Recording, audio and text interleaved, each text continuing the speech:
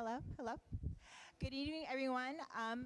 My name is Vivian Williams, and I'm thrilled to welcome you to Pitch4k, a competition that celebrates innovation and entrepreneurship here in Flint and Genesee County. Tonight, you'll hear from talented finalists as they pitch their ideas for a chance to win funding to grow their businesses. Before we begin, I'd like to introduce our host for the evening, Kristen Moore-Brooks, a communications consultant. She'll be guiding us through tonight's competition.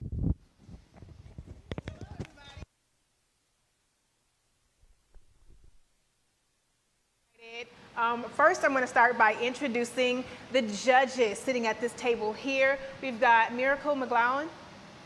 Hello. Designer and creator of 111. All right. So one of you amongst, people who know kind of where you're at and what you're doing. We also have Brandy Cook Brown. She's the executive director of 100K Ideas. You guys see Brandy in the middle? And then Milas Cotto. Did I get it right? All right, thank you very much. He's a project manager of Sippy Inc., right? All right, so now that you know who you need to impress, in addition to everybody in the audience, because we have a People's Choice Award, we'll talk a little bit more about that in a second, but I'm going to give you a quick overview of what Pitch4k is all about. So Pitch4k is a competition designed to help foster an entrepreneur mindset in Flint and Genesee County, along with creating an inclusive support system to assist individuals like yourselves in moving their ideas, products, and businesses forward.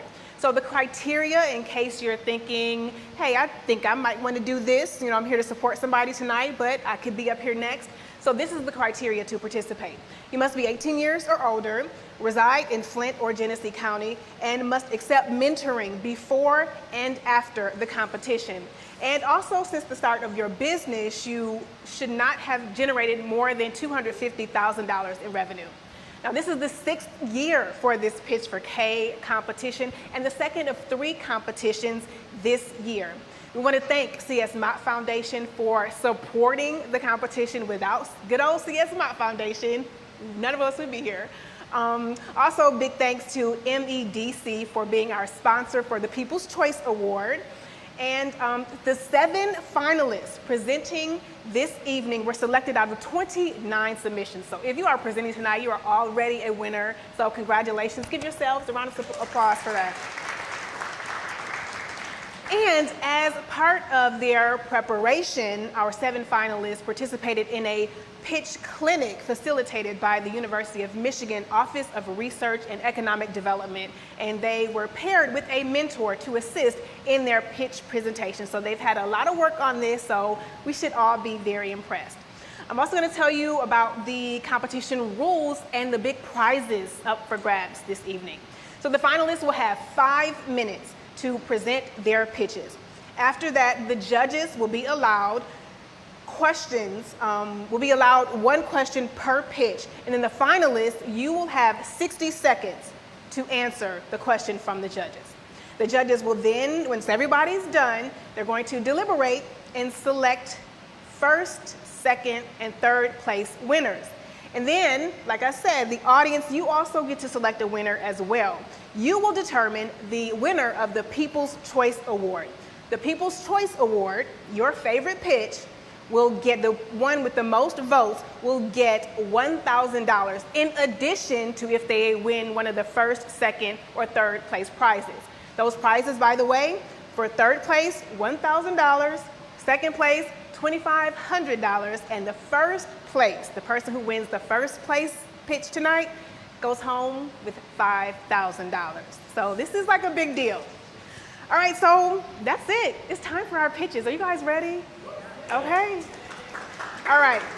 So we already know our orders. Up first is James Check.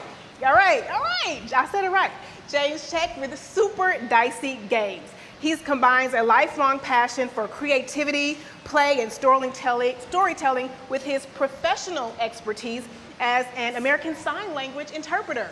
So where clear communication is obviously key, a dedicated performer and avid gamer, James is.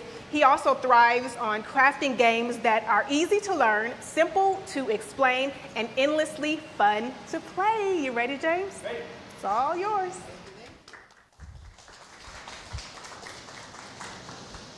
All right. Hi everybody, my name is James, and along with my partner Sean, we founded Super Dicey Game, a game company that believes that easy to learn, quick play games are a real solution to a problem we all know about. Doom scrolling takes its toll, and now your head is full of memes. Minutes become hours, become days of you glued to your screen. Or your family's out to dinner, and the conversation fades to hush. Everyone pulls out their phone to play a game of Candy Crush. How about the teacher in his classroom who needs to fill some time before the bell? If he can't keep them occupied, you know his class will go to. Need something easy to learn, easy to play, goes anywhere? Super Dicey Games has got you covered with some dicey flair. With close to a dozen games in development, we know that our easy-to-learn, quick-play games are a real solution to digital rot, to get you off your screen and connecting with the people around you. For the last 2 years, we've been playtesting, creating, developing our Super Dicey Games catalog, and tonight we're here to ask you for your support as we print professional copies of our games and begin our marketing strategy. Now, because we're coming into the board game market as an independent producer, there are 2 unique benefits that we have. Number 1 is that our games use standard pieces, which means it's relatively easy to manufacture our games pretty cheaply. I'll take one of my favorite games, for example, Chuckers. It's a dice game that's intended for you and your friends to play at the bar. It comprises of 8 dice. There are 4 darts dice and 1 target die per player. Now, to make a small batch of this game would cost about $8. We could retail that for $12, which is an extremely competitive price for another game such as Cards Against Humanity, about the same size, which means we're getting a $4 profit on that. The second benefit to being an independent game producer is that a successful run is measured in small batches. So if we just do a 2,000 game run, that's an $8,000 profit for that game. You might think that's pretty low, but we don't have one game. We have a whole catalog of games. RSVP is another crowd favorite. It's about the same size as Chuckers, so we could retail it for the same price, but it's cheaper to manufacture because it uses fewer dice, which gives us a bigger profit. Or Bump, a huge crowd favorite, which uses polyhedral dice. It uses a little bit more to manufacture, but it justifies a higher retail price, which gives us a greater profit. Now you might be thinking, I'm getting ahead of myself. Why would I buy your games? Are they any fun? Absolutely. So I was born in Reno, Nevada. I spent a lot of time in casinos. So I've seen how night after night, simple games like craps and blackjack can draw a crowd. And the reason is because with every flip of the card, with every roll of the dice, the odds change. We've captured that element of thrill into our games. By investing in Super Dicey Games, you're going to actually help us expand the market into people who don't consider themselves board gamers. We've play tested with families who love the fact that our quick play games mean that they can fit it into their busy life. We've play tested with gamers who love the camaraderie that the games build. They love the fact that when you lose our game, you don't walk away a sore loser. And they like the idea that it's a little bit different than the 3-hour games that they're used to playing. This is an event that we held with the Flint School Board. We've play tested with educators, and they are thrilled to introduce mathematical concepts into their classrooms in the form of play. Our rolling, not scrolling initiative for schools and school-aged children introduces probability mechanics, which encourages these kids to learn strategy and predictive thinking. Teachers can create an entire lesson plan around our games, or just use them as fun activities when they need to kill a little bit of time. We have a robust marketing strategy where we plan to partner with local Flint businesses to highlight their business and our game together. We have podcast appearances lined up, connecting with the online board gamer community, attending conventions and hosting tables, and also a multi-season web show, All of the Office, to really build the Super Dicey Games brand. Now, $15 is an easy entry point to our game. What you gain from playing our games is choice. You don't have to just look at your phone because you don't know what else to do. What you gain from playing our games is convenience. It doesn't take 20 minutes to read the rules. You can get right to the game. And at Super Dicey Games, we always keep in mind it's not what you're playing, it's who you're playing with. Winning Pitch4k for us means gorgeous professional prints of our games and to start our marketing strategy. From there, we know it will take off. Thank you very much.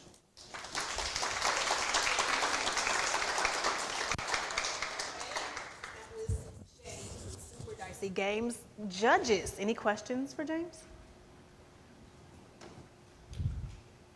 Well, it looks like you answered everything. No questions? You don't get a question? Have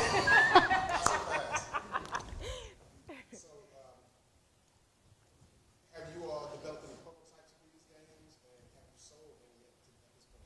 Absolutely. We have prototypes, and we've not selling them because we don't want to take this and have this be the face of the game. That's the really where this money will help us, is to make that professional print. But we do have playable versions of the game, so when we do host events, we bring those prototypes there. We really get excellent feedback, but we don't sell them yet because we want it to really be a quality product. And people have asked to buy them, so we're kind of in that moment of it's that leap for us. I assume based on your pricing, you've identified a manufacturer that you plan to partner with. Is that this one place that you plan to get quotes from? Is that where you're going to stick with? So to develop the prints that we would start to use for the marketing piece of it, really the fine copy, there's a really great game lab up in Traverse City. And they would be the person to help us do 1 or 2 iterations of each game to really finalize the details. And then yes, we have been researching companies mostly in the United States in terms of, and actually within the state of Michigan for like box design and for printing playing cards, and Chessex is probably going to be our go-to manufacturer for dice.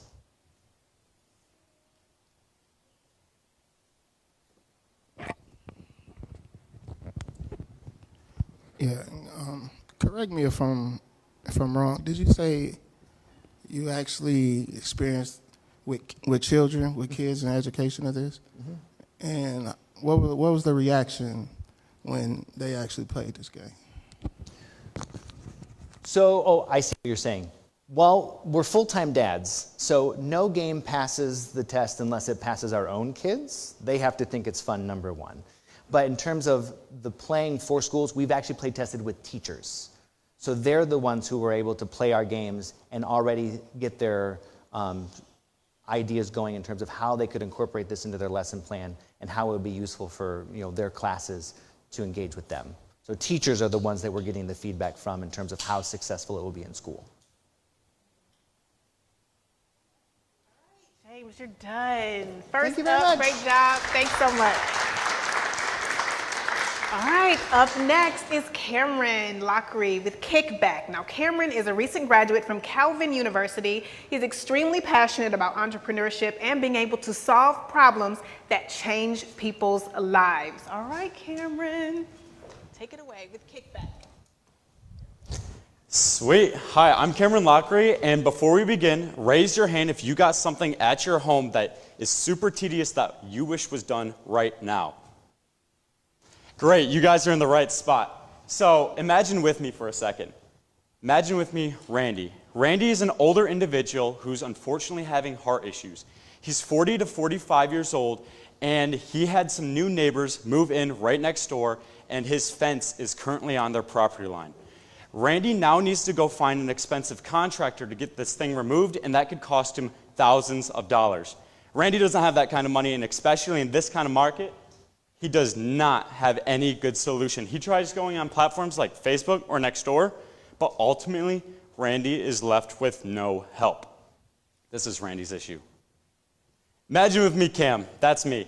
He's a college graduate / college student who does not have enough time in the day to get a full-time job, especially with 18 credits, and even started a pressure washing business to help offset the cost of college.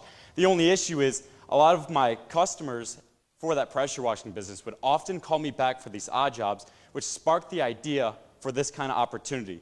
The issue is there was no good platform out there to get me connected with people to keep on going on the strife of getting new clients and helping with odd jobs to help offset college costs.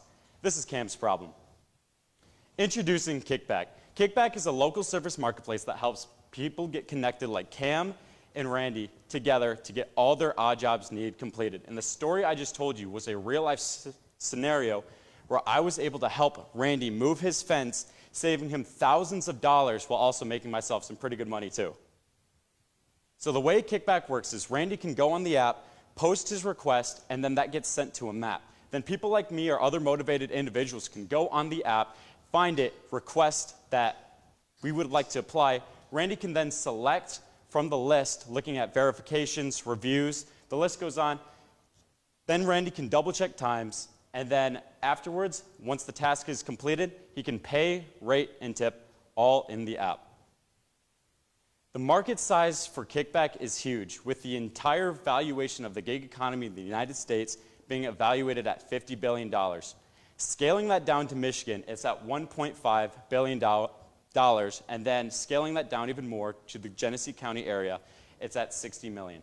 Since 2015, it has been compounding growth annually at 17.4%, which is extremely huge for an industry, which means there's a lot of potential here. Moving to our target market, we have two, primarily homeowners and taskers. With the homeowners, these are traditional people that are 55 and up, homeowners, usually a little bit older, and we have seen that 70% of the people that have clicked on our Facebook ads and took action on Kickback and even posted a request were 55 and up. And on the other side is taskers. These are 18 to 33, and these are traditionally college students, young adults, and we've seen even a lot of single mothers being able to use Kickback to make some additional funding. Moving on to market validation, we have grown to over 1,800 users. Breaking that down, we have over 1,200 total helpers/workers, and then 540 homeowners. And so we had 90 requests posted last year, over $1,000 in total payouts to taskers, and in just 10 months, we gained 1,200 users. Now, just a quick look at our competitive analysis. You've probably heard of platforms like Angie, Thumbtack, or TaskRabbit. While those are kind of similar, Kickback is different as you as the homeowner have complete power, and platforms like Angie, Thumbtack, and TaskRabbit, you would have to go on, find a contractor, pay their expensive fee, and then you would pay a lot more than people coming to you and then you setting all the rules like on Kickback. And it's United States based.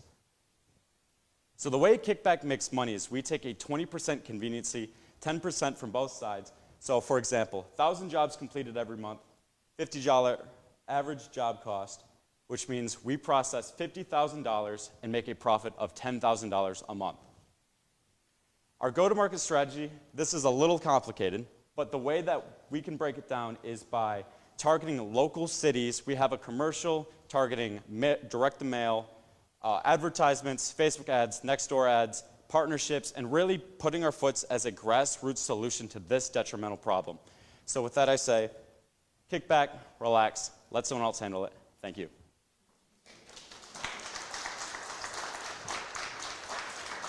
All right, Cam, judges, do you have any questions for Cameron?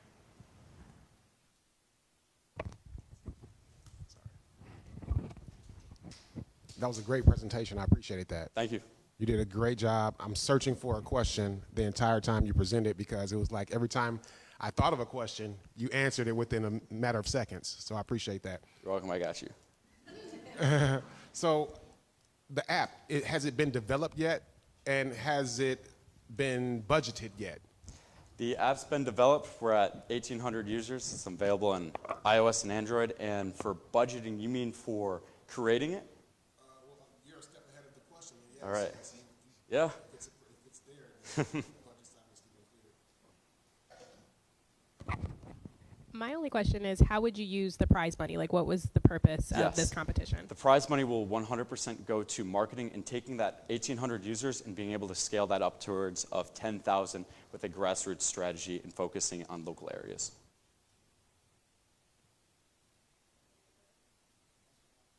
Okay, all right. Well, Cameron, thank you. Thank you.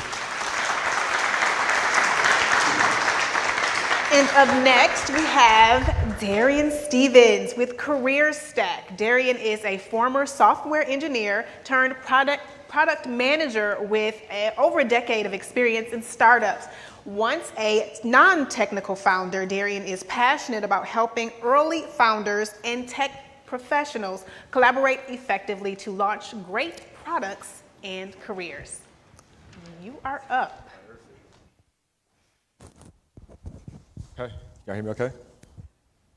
All right, my name is Darian, and I'm here to talk about Career Stack. The issue being that it's very hard to find quality and reliable people to work on tech projects with. So this is especially true if you're a founder or a tech professional. we'll get into what that looks like in a little bit. But I personally know this problem because I've been a non-technical founder before, and I've also been a coding bootcamp graduate. So when I graduated coding bootcamp, it was very hard to find real projects to work on to get real experience to help you get your first job. So tech professionals go through this all the time. And it's very hard to convey your ideas to technical people to join your team if you aren't technical. And so you end up in a situation like this where it's this maze of trying to figure out the right tools, platforms, and places to find the right people to help you build your project out. So today, that looks like a lot of time spent, a lot of money wasted by founders trying to navigate these platforms, going on places like Fiverr and Upwork, typically paying for someone, but then not getting the quality of work you want. For tech professionals, they end up working by themselves most of the time, not getting any real feedback, doing courses on YouTube or like taking little side projects to try to learn their skills. And so we felt like there needed to be a solution that was better than something like Fiverr and Upwork, all-in-one place where if you need help on a technical project, you can go and post that. Or if you're looking to work on technical skills, you can go get real experiences by helping people with real projects. So it's pretty simple how it works. You create a profile, either a creator or a participant. You either find or create your projects, and then you start collaborating.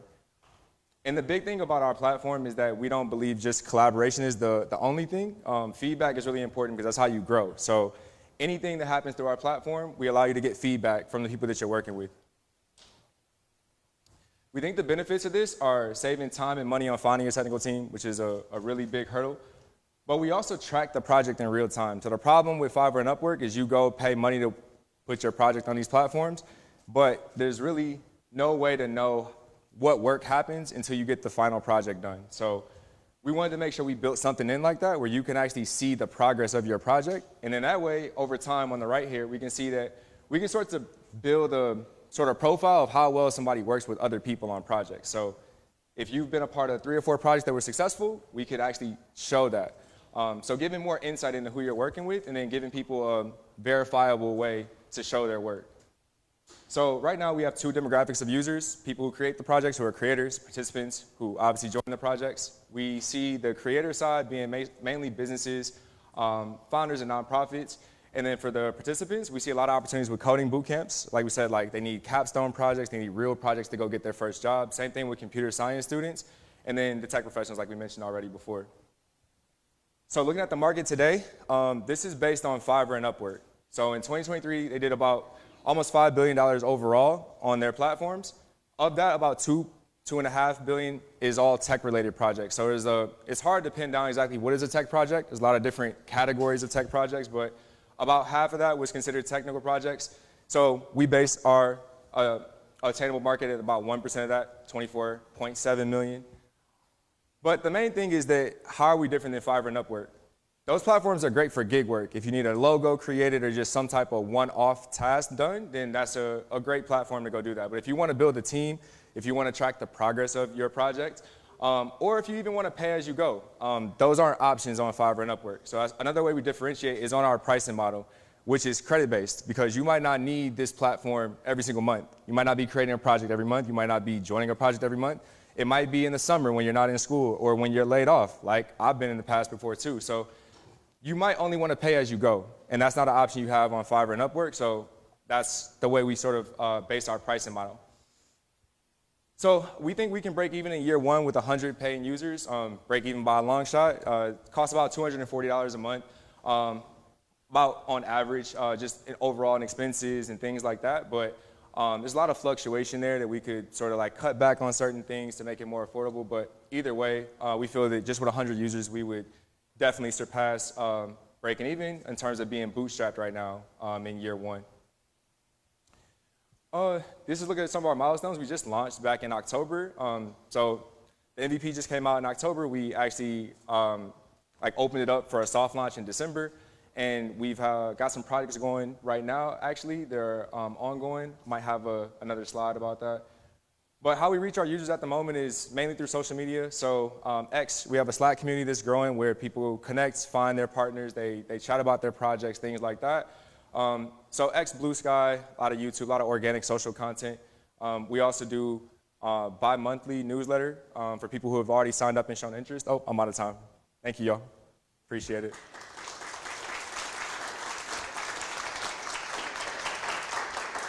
Okay, that's Darian with Career Stack. Judges, any questions?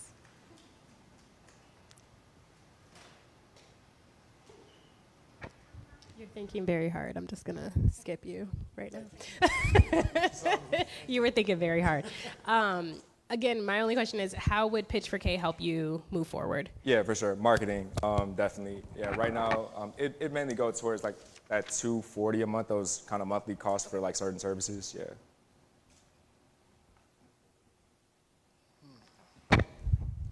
You did a great job. Thank you. Appreciate it. And I'm really mad that I'm stumped for a question because you did such a great job. Appreciate Seriously, that. I appreciate that. Yeah. It seems like you have everything that you need moving forward in terms of capacity building and things of that nature. Yeah. And I understand that you are looking to gather funds to cover your existing costs. Yeah, exactly, I get exactly. that for sure. So Exactly. very good job. Thank Appreciate you. it. Thank you.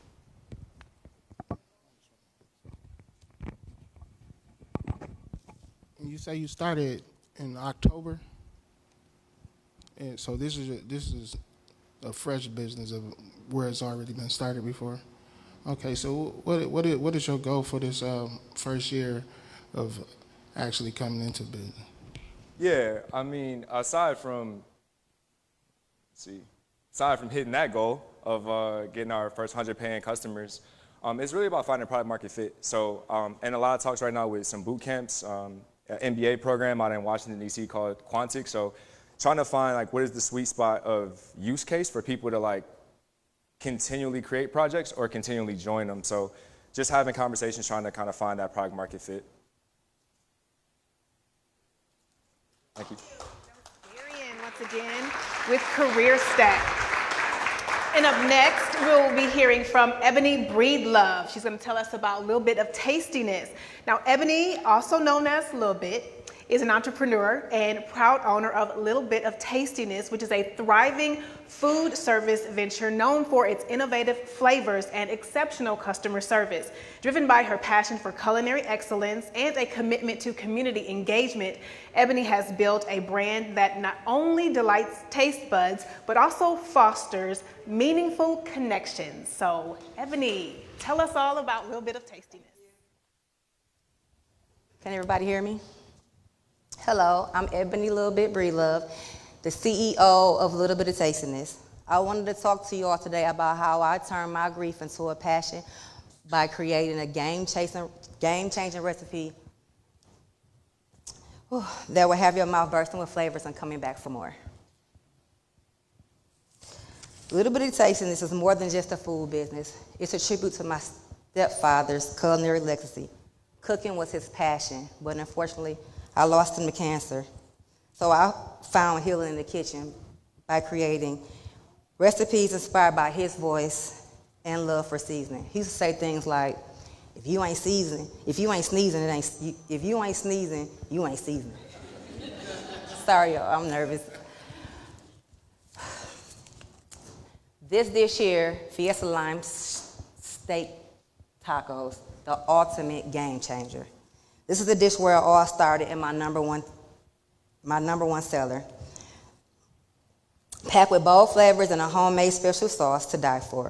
A little bit of tastiness is my way of honoring his legacy by sharing with the world and through your taste buds.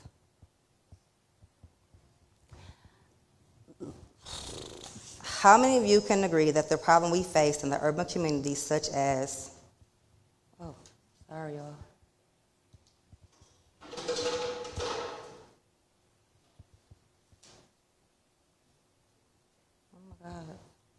How many of you can agree that the problem we face in the urban communities, such as Flint, is that we don't have very many gourmet, affordable, delicious foods? Well, a little bit of tastiness solves that problem with the need of high-quality, flavorful, and affordable meals.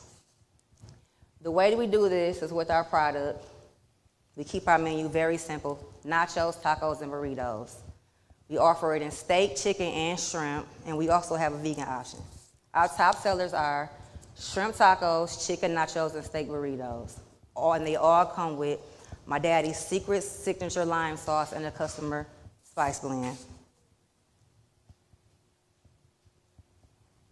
This is our Fiesta Lime Steak Nachos another fan favorite.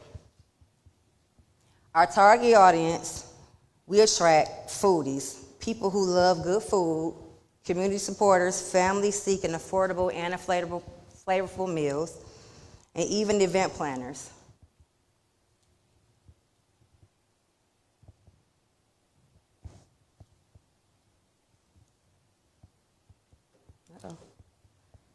As far as our competition, the closest thing we have are local restaurants such as La Familia, La Azteca, and El Cosmel. However, what makes us different and stand out is our secret sauce and the need for flavor. We have different ways we plan on generating revenue. While we haven't done everything, we do plan on touching bases with all 6 areas: direct sales, catering, and pop-ups. Over time, we want to get into meal preps, collabs, and cross-promotions to increase traffic. Another way we want to get into is brand awareness. I've always been into fashion, and I love to look good, so I feel like that'd be a good way for me. Oh, shoot. While we are still in the discovery phase, learning, creating, and seeking opportunity, one opportunity we had was by participating in the Back to the Bricks, which is estimated to have over 500,000 people each year. I participated in one day by partnering with Q's Corner. I generated $5,000 in revenue with the overhead of $1,000. I profited $4,000, and that was just in one day. We kept our menu simple with the Fiesta Lime shrimp, steak, and chicken tacos, nachos, and burritos, and I estimated to have served about 384 people. So, with that being said, we have a 3-phase strategy. Farmers market, spring of 2025 to winter 2026. This would allow us to perfect our menu, grow an audience, and generate revenue. Phase 2 would be food truck, spring, fall 2026 to 2027. This will allow me to expand outside of Flint. In phase 3, location. For 2028, I expect to be in my location where I can cater large events and just grow even more. Thank you all for allowing me to give you a little bit of tastiness. You guys have any questions? I was so nervous. All right, I have a question. Do you have samples like those nachos? I wish I did, but they said no problem. Sorry, guys. I know y'all hungry, though. Right? I'm sorry, y'all. I was so nervous. This is my first time. Right? Right? Nah, I think the little nervousness, but, I commend you for pulling through, like, for real. I like that you, starting, like, from the bottom type thing, like, Yeah. You know what I'm saying? I'm a fan of that, coming from the mud.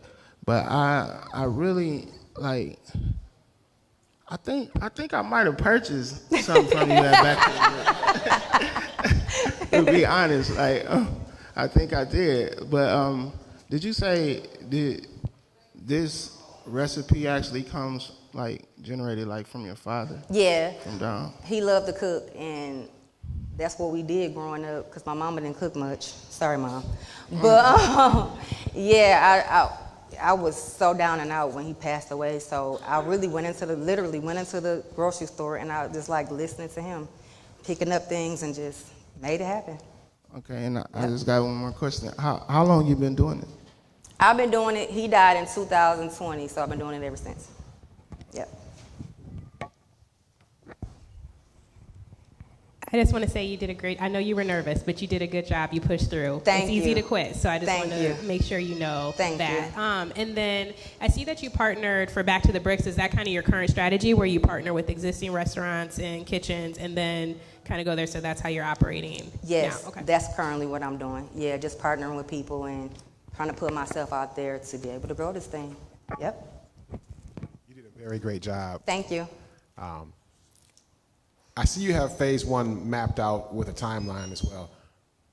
how close are you, and let me ask you this first, have you established a budget to take you from where you're at right now to getting you within the farmer's market, and how close are you to that goal? Well, that's my plan on what I want to do with the prize money. I want to start off at the farmer's market, so that would help me with be able to get my inventory. I do have some things, and I also want to use the money as far as development to help to better educate myself on what I need to do. So, yeah. Farmer's market? Yes, I have. I've been in touch with them, and the plan is for me to start off outside and then grow my audience and experiment, and then eventually be able to move into the inside. That helps. Thank you so much. Thank you.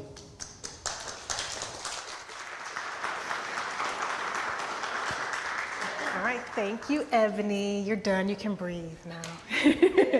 All right, up next, we have Breasia Hamlin with Michigan Homebuyer Academy. So Breasia is a licensed realtor in Michigan, specializing in first-time homebuyers and educational initiatives. With years of experience in real estate, she is dedicated to empowering buyers with the knowledge and confidence needed to navigate the home buying process successfully. Come on up, Breasia. This goes next. Okay. All right, okay. Imagine that you have worked hard for years, you've built your credit, you've saved money, and you're finally ready to purchase your first home. However, when you get started, you're hit with this wall of confusing mortgage terms, hidden fees, and overwhelming options. You feel lost, you feel frustrated, and you really don't know what to do. Honestly, this is the reality for most first-time homebuyers in the state of Michigan, and that's why I created Michigan Homebuyer Academy, a digital-first platform that takes the confusion out of home buying and turns overwhelmed renters into confident homeowners.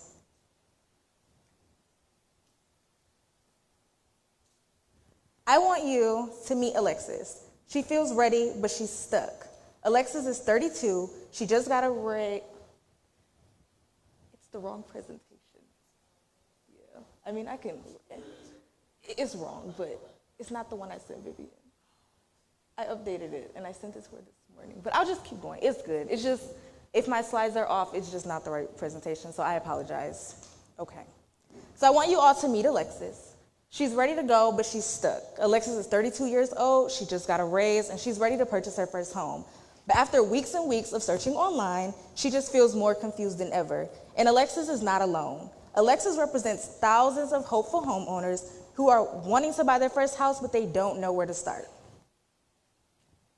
Now let me ask you, do you remember how excited you were when you decided you wanted to buy your first house?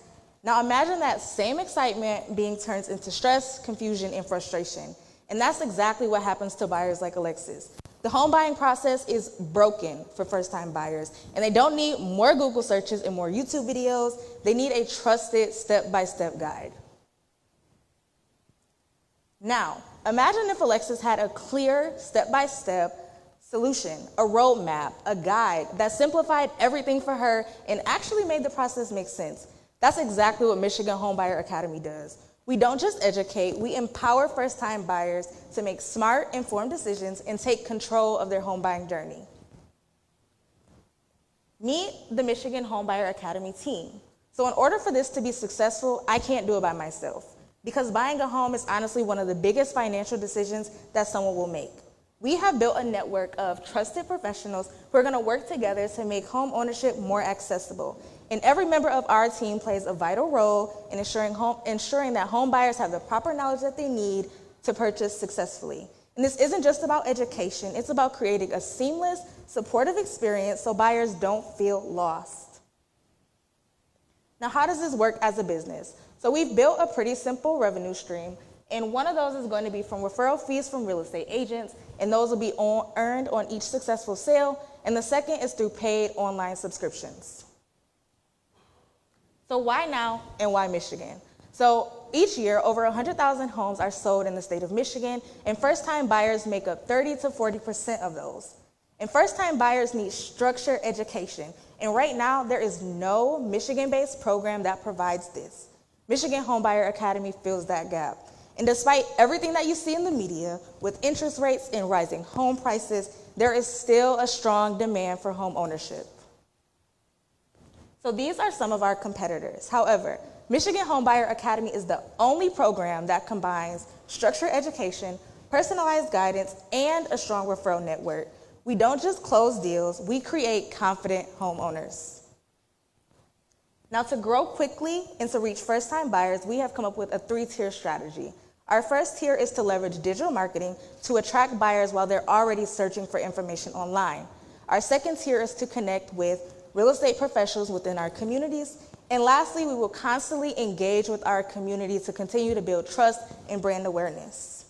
This strategy leads to consistent lead generation, brand growth, and long-term impact. Now, let's talk numbers. So our revenue projections show clear, achievable growth. With a sustainable model and high customer demand, we are positioned for long-term profitability. To accelerate our launch, we're seeking $5,000 to invest in 3 key areas: marketing, course development, and community engagement. And this funding isn't just about launching the business, it's about empowering the homeowners of our communities to finally achieve their goals. This investment accelerates our ability to impact more home buyers and build a long-lasting brand. So unfortunately, we are in the middle of a home buying crisis, and the solution is not just about affordability, it's about education. Home ownership should not feel impossible, it should feel accessible, achievable, and exciting. By investing in Michigan Homebuyer Academy, you're not just supporting a company, you are changing lives. So let's make home ownership accessible together.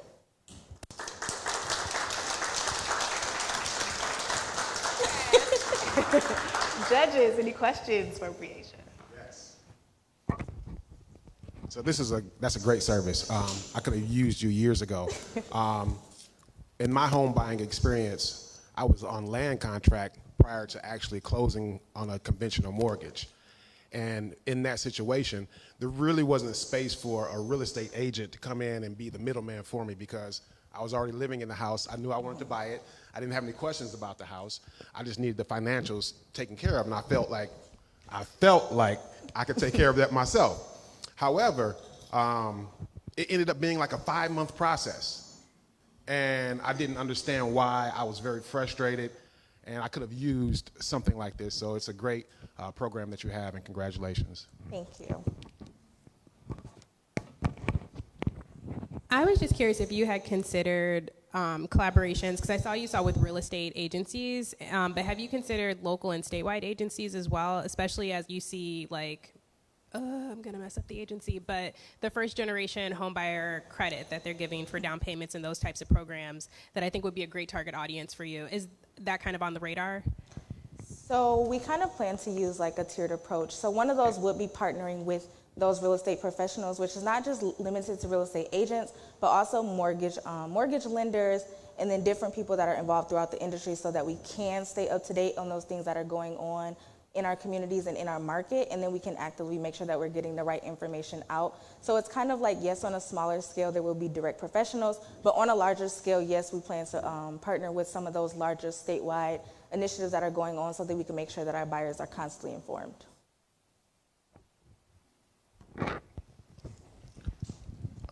First, that was a great presentation. I like that, and I think this is this idea is very much needed. You know, my only question about where, for your marketing, where will you be able to be found at? You know, is this something that you're trying to start right now, or is this something already going? So I have been licensed as a realtor for 3 years now, and over the years I have built up a community of basically first-time home buyers. So that looks like I have a Facebook group, and that has over 500 people in the group that are just within Flint and Genesee County. And then I also have my personal Facebook and Instagram pages that I'm already using to leverage to send out information. However, it's growing too fast for just me. So I want to be able to create a platform to not only direct those individuals who are already engaged with me, but to also continue to attract, but to be able to provide the education and the knowledge that they need on a larger scale. I can't do it by myself, so that's kind of what led me to create the platform so that I can reach everybody and also service everybody the way that they deserve to be serviced. Thank you.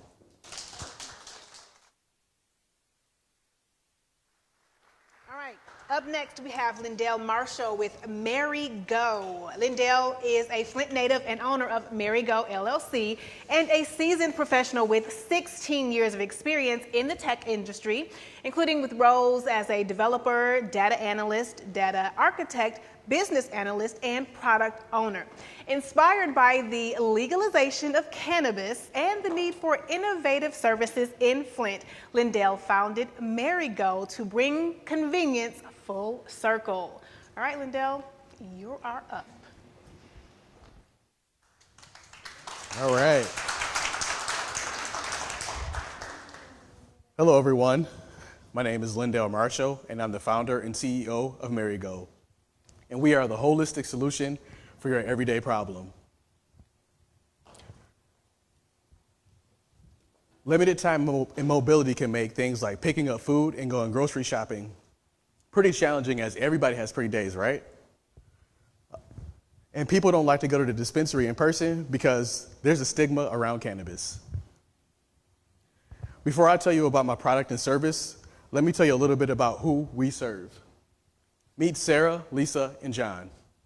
Sarah, a busy mom of two, between school drop-offs, pickups, work, and soccer practice, she doesn't have a lot of time for doing things like picking up food or going grocery shopping. Lisa, a community leader and executive, not a lot of time for picking up food or going grocery shopping. She respects her colleagues' opinions, so she values her discretion around cannabis. And John, poor John, he slipped on some ice in January, so he's having some mobility challenges. There has to be another way for him to get his essential products. In-store is just not the best option for him. And that's where we come in.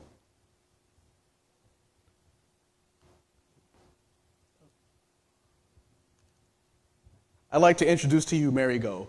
Mary Go is an application that is soon to be available for all platforms, and the way it works is you pick up your phone, you select a vendor and product, you place a secure order, begin checkout, and then you can communicate with your driver and vendor. The driver receives the order, the driver picks up the order and drops it off, and then your order is complete.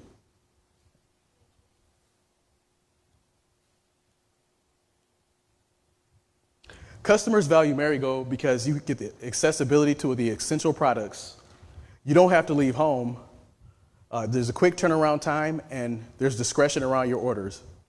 And Mary Go partners with trusted third-party payment vendors. Mary Go operates in the on-demand delivery and transportation market, and that specializes in cannabis, food, and groceries. The on-demand delivery market is valued at $167 billion in 2023, and the cannabis delivery market is on track to be valued at $30 billion this year.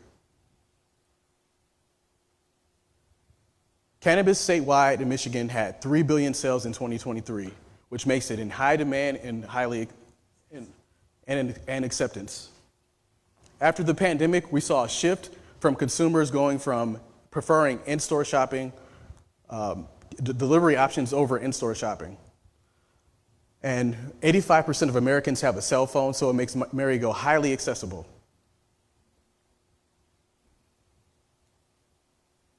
The density of dispensaries is the reason why we're looking to start here in Flint, and then we'll look to expand statewide and regionally.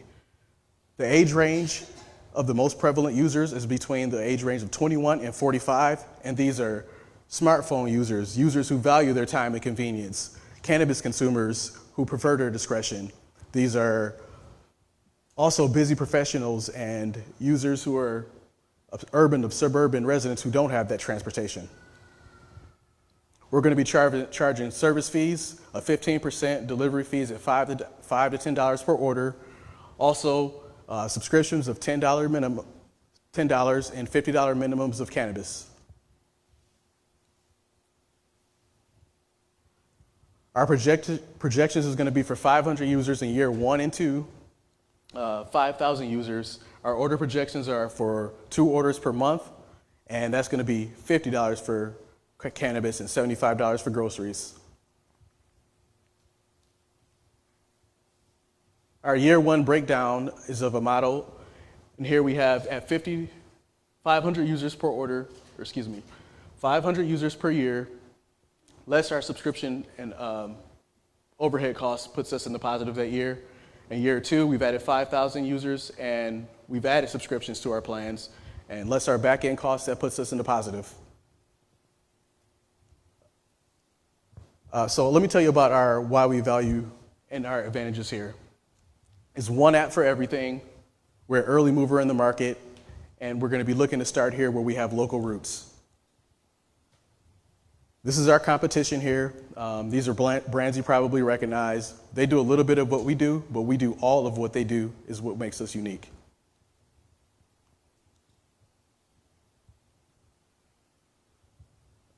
Thank you.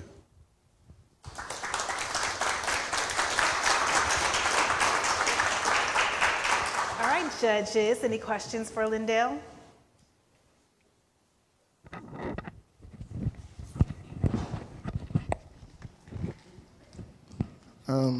I hate that you ran out of time because I wanted to see what that marketing was like. And that's my question is this like something you're trying to do like as contracts, like with dispensaries or something like that? Or just could you elaborate on that a little more? Yeah, sure. So we are looking to partner with dispensaries. We'll have an onboarding process that we'll go through, and the way it works is they'll join our platform, and they'll be able to list their products and things on our platform, and their drivers can either, depending on if they prefer it that way, their drivers can be the ones that do the drop-offs, or we'll have our drivers as well.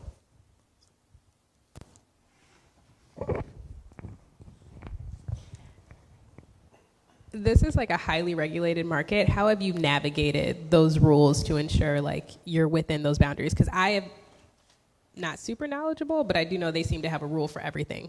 Oh, yes. Regarding cannabis. So that's a very good question. It is a very highly regulated market, and one way we're navigating around this is by, one, we are looking to only partner with dispensaries who are licensed and have all the necessary regulation paperwork in place. We are also we partner very closely with legal counsel who can help us navigate and making sure we are within our rights and we're not, breaking any rules. So. Thank you. Yep. So, is this already legal? I hate to ask that question like that, but I've never heard of deliveries from a dispensary, so to speak. Yep. I'm sorry, is it legal currently? So dispensaries do have their own. They have their own deliveries, but they don't have it in the platform. And what makes us unique is we are one place for all those dispensaries where they can access customers, and the customers will then bring the products right to their doorstep. Gotcha. And has the app been already developed, and is that what this funding would go towards? So yes, the app has already been developed for iOS and Android. It'll be for all platforms. There's a web version as well. But the funding will go towards any remaining back-end development, structuring legal agreements, partnering with vendors, and beginning a soft market campaign. Thank you.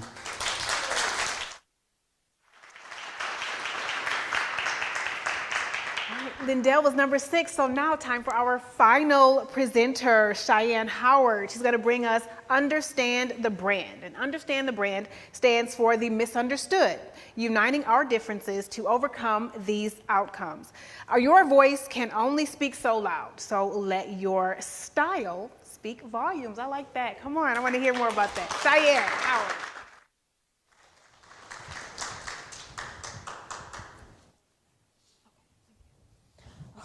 So, have you ever been misunderstood either by your peers or the people that surround you daily? I'm Cheyenne Howard, one of 3 designers who understand the brand, and we create designs that allow you to personally style your outfits. Lets you customize your personal style, allowing your clothing to speak for you. Understand the Brand is eco-friendly, affordable, and sustainable fashion, handmade, upcycled designs where every stitch is completely hands-on. We have a saying where only the understood can understand. which means we want to let everybody be as comfortable and most confident in whatever they wear. No matter your background, gender, preference, whatever it is, like, we just want you to be undeniably regardless. The problems we want to solve is mainly the amount of clothing being tossed into landfills. A fact is 100 billion garments are produced every year, and only 92 million tons end up in landfills. The waste that isn't disposed of properly, the harsh chemicals and dyes can taint the water, such as polyester or other synthetic fibers like plastic or nylon. Our second problem will be the lack of diversity in the fashion industry, which is size, gender, age, and ethnic background. This is a pie chart I found which basically describes the ethnicity within the fashion industry, and the highest is Caucasian, 55.1%, and Black and African American at 16.7%. The solution would be to improve the way of reusable waste, taking donations in household goods or clothing customers no longer find useful, creating something from nothing, using 90% thrifted and 10% store-bought. Disrupting fast fashion through recycling and reselling, making custom services affordable and available to the community. Like this chart right here, we'll be using the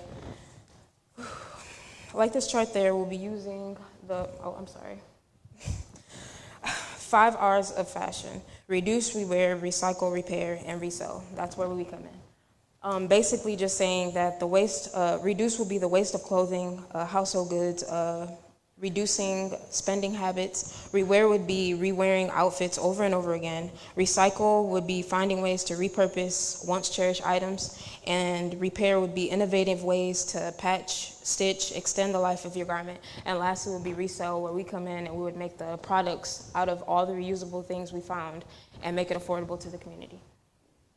Lastly would be bringing fast fashion, or bringing diversity back to the fashion industry. Basically, in every showcase, photo shoot, public event, we strive to have all sizes, including all genders, all ages of every ethnic background, standing for the misunderstood to make the understood understand. The services we provide are alterations, men's and women's casual and classic wear, kids casual and classic wear, unique customs, gifting, and more. You think it, we created. This is our first photo shoot that we had with a couple local kids in the community. These are our outfits that we made. This is our latest, one of our latest fashion shows in Detroit, and that was a sunflower couple's outfit that we designed. Everything is handmade.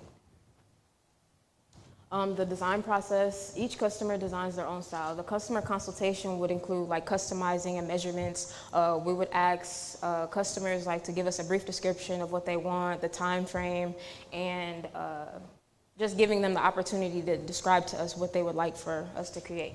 Mock-ups and pricing is also hand sketched, and that's by me. I'm sorry, I'm really nervous.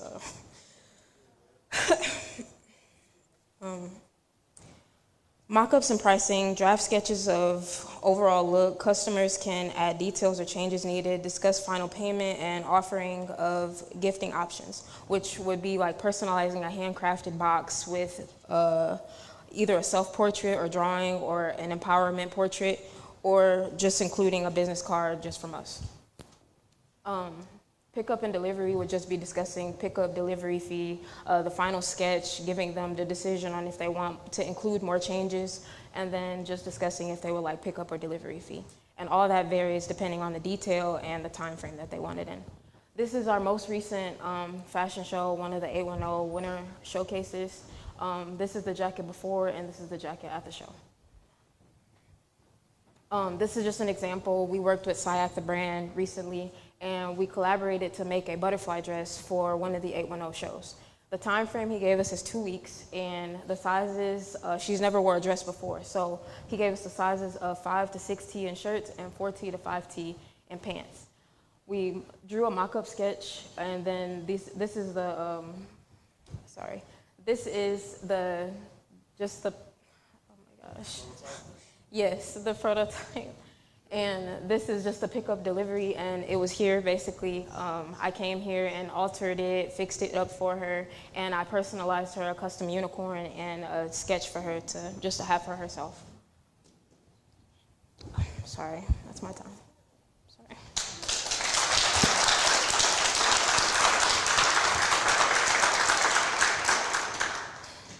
Questions, judges?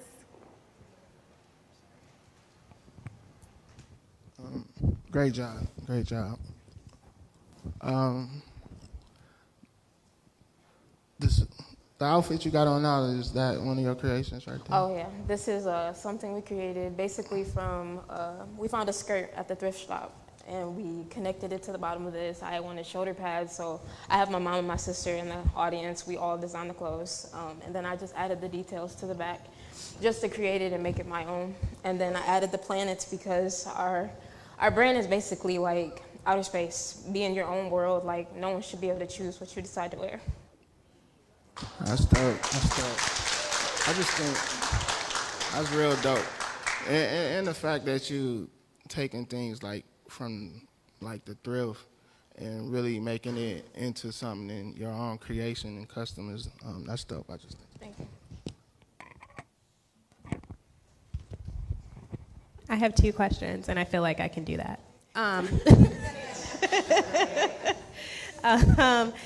First, is it possible? Do you take people's personal items and recreate them as well? So, like, Yes. if they're like, "Hey, I don't really like this anymore. Can you change it up?" Yes, so we give people the opportunity either to bring something from home, like as if you have a suit jacket or just a pair of pants, and you want to add different details. Like we can make stacked jeans, we can make just any details you can think of, we can do it. All right, and then the other piece is, one, this is incredibly impressive. So as you guys kind of grow and scale, how do you plan to manage capacity? Because, you know, you want everything to stay custom, but how do you intend to manage that flow? So it's honestly 3 of us, but our whole family sews. So it's honestly a family-oriented business. Honestly, with capacity, we've already done over 325 designs in 8 different showcases, 5 different photo shoots in different locations. So the capacity honestly wouldn't really matter. We've sold over 75 pieces. Honestly, we really don't have any limits. We honestly just do it for the sake of everyone. Like everyone should have their own choice of what they want to do or what they want to wear. Yeah.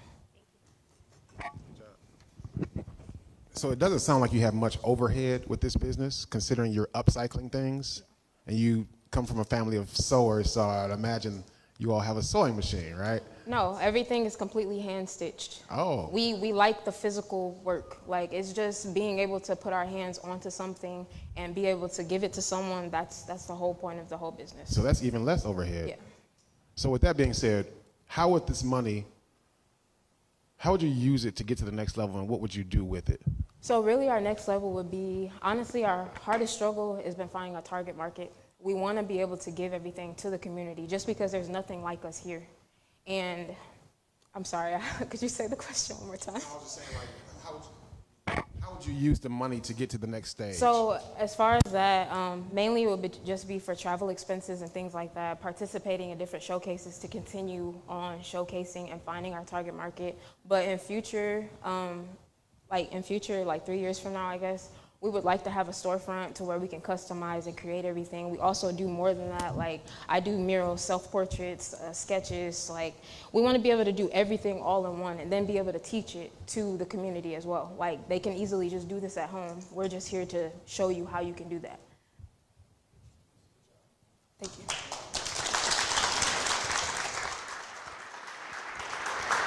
Okay, so those are our pitches for this evening. Just a quick recap. We had James Ketch with Super Dicey Games, then Cameron Lockery with Kickback, followed by Darian Stevens with Career Stack. Then we heard from Ebony Breedlove with Little Bit of Tastiness, and Breasia Hamlin with Michigan Homebuyer Academy, followed by Lindell Marshall with Mary Go, and we just heard from Cheyenne Howard with Understand the Brand.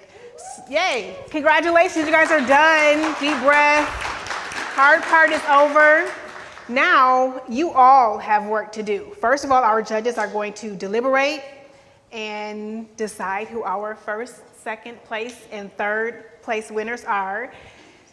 While they do that, all of you now get to vote for our People's Choice Award winner. How do you do that? You're gonna need to take out your smartphones, and then you can go to, it's gonna be a website on the screen, voteforpitch.com. There it is.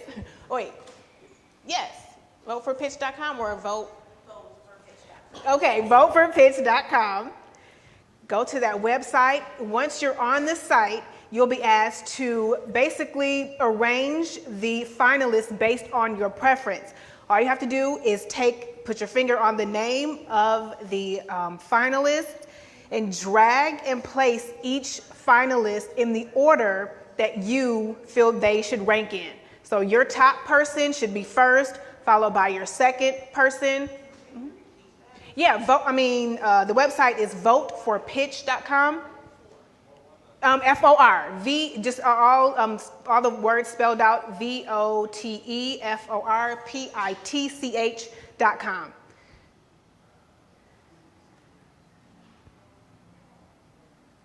Is that working for you guys? You got it? Okay.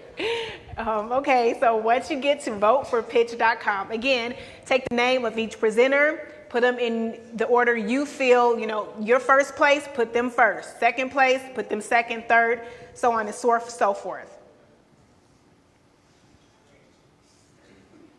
We've got 5 minutes for this.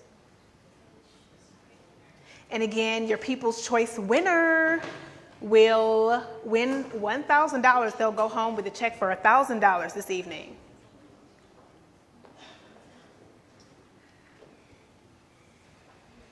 Again, you're just taking the person's name and putting them in the order that you feel they should go in. Your top pick should be first, followed by the second, third, so on and so forth. Mm-hmm.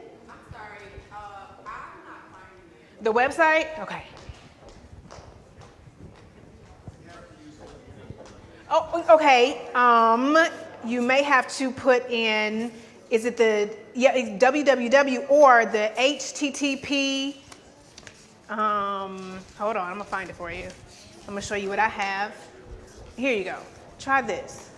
HTTP semicolon //. Yep, you got it. Keep going. Nope, do semicolon after the P.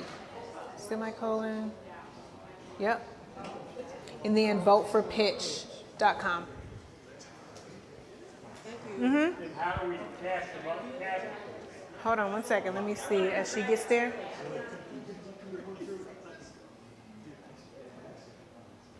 Okay. So once you're there, are you there, sir? Did you get here? Did you get here yet? Okay, so once you're there, put your name on the person, like this person, put your name or finger, and you're gonna put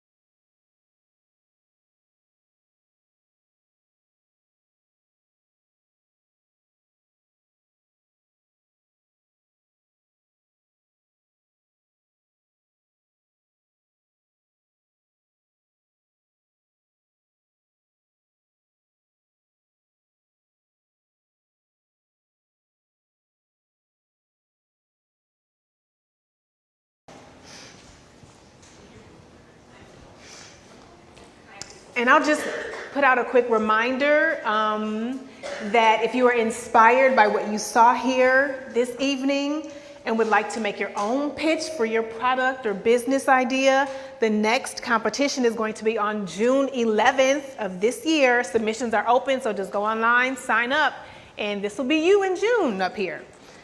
All right, so what do we have first? This is for a People's Choice Award. Okay, so you guys did what you were supposed to do, got on those smartphones, and we have a winner selected for the People's Choice Award. And just a quick reminder, the People's Choice winner receives $1,000 going home with this big old check tonight. And the winner of the People's Choice Award is, okay, just kidding. All right, the winner is Breasia Hamlin, Homebuyer Academy. Congratulations, Breasia. Yay, congratulations. Yeah, go ahead. Photos, okay. And then I'm gonna scoot over here. All right, next we are going to announce the third place winner. The third place winner receives $1,000. And the third place winner of tonight's pitch competition is Darian Stevens, Career Stack.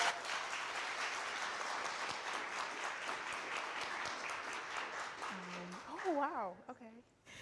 And our second place winner of $2,500. Our second place winner of tonight's pitch competition.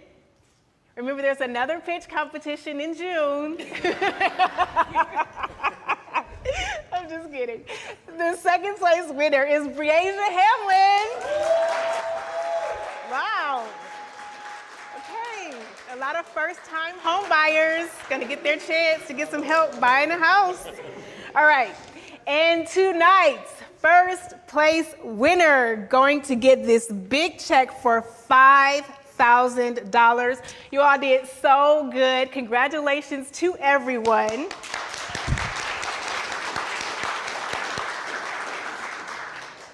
But the first place prize is Cheyenne Howard.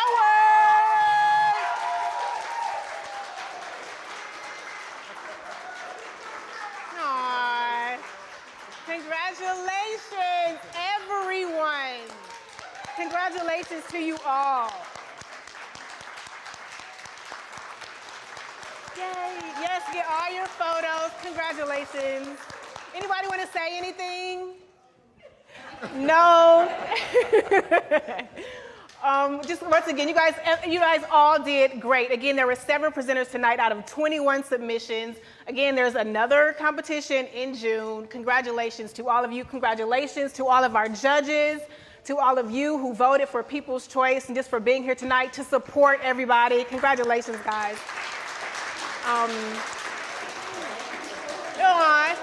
Just quick little reminders and thank yous that this whole thing is funded by the C.S. Mott Foundation, so you got to thank C.S. Mott.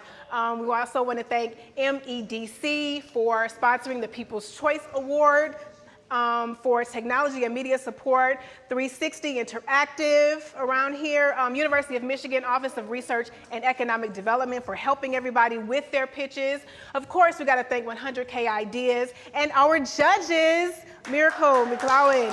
We also have Brandy Cook Brown and also Milas Prado. And our selection committee. Again, thanks everyone and congratulations to our winners.